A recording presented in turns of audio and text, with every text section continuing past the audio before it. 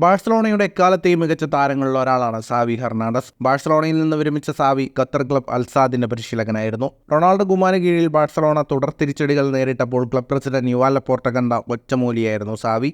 പരിശീലകനായി എത്തിയ ആദ്യ സീസണിൽ ഒന്നും ചെയ്യാനായില്ലെങ്കിലും രണ്ടാം സീസണിൽ ബാഴ്സയെ ലാലിഗ ചാമ്പ്യന്മാരാക്കാൻ സാവിക്ക് കഴിഞ്ഞു. എന്നാൽ ഇത്തവണ ആ മികവ് അതുപോലെ ആവർത്തിക്കാൻ സാവിക്ക് കഴിഞ്ഞില്ല. സീസണിന്റെ തുടക്കത്തിൽ തിരിച്ചടികൾ നേരിട്ടപ്പോൾ വിമർശനം ശക്തമായി. ഇതോടെ താൻ പരിശീലക പദവി ഒഴിയുകയാണെന്ന് സാവി വ്യക്തമാക്കി. മാത്രമല്ല പലതവണ സാവി ഇത് ആവർത്തിക്കുകയും ചെയ്തു.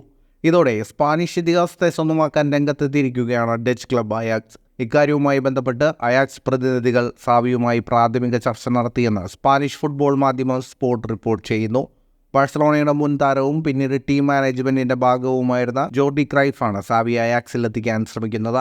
സാവിയുമായി അടുത്ത ബന്ധമുള്ള ക്രൈഫ് അയാക്സിന്റെ സ്പോർട്ടിംഗ് ഡയറക്ടറാണിപ്പോൾ. അയാക്സിന് സാവി എന്ത് മറുപടിയാണ് നൽകിയതെന്ന് പുറത്തു വന്നിട്ടില്ല. ബാഴ്സ വിടുകയാണെന്ന് പ്രഖ്യാപിച്ച് സാവിയെ സമീപിക്കുന്ന ആദ്യ ക്ലബ്ബാണ് അയാക്സ്. ഡച്ച് ലീഗിൽ 4 റൗണ്ട് മാത്രം ശേഷിക്കെ 5ാം സ്ഥാനത്താണ് ഇപ്പോൾ അയാക്സ്. എന്തായാലും സാവിയുടെ തീരുമാനം എന്തെന്നറിയാനുള്ള ആകാംക്ഷയിലാണ് ഫുട്ബോൾ ലോകം. കൂടുതൽ ഫുട്ബോൾ വാർത്തകൾക്കായി ചാനൽ ഇപ്പോൾ തന്നെ സബ്സ്ക്രൈബ് ചെയ്യുക.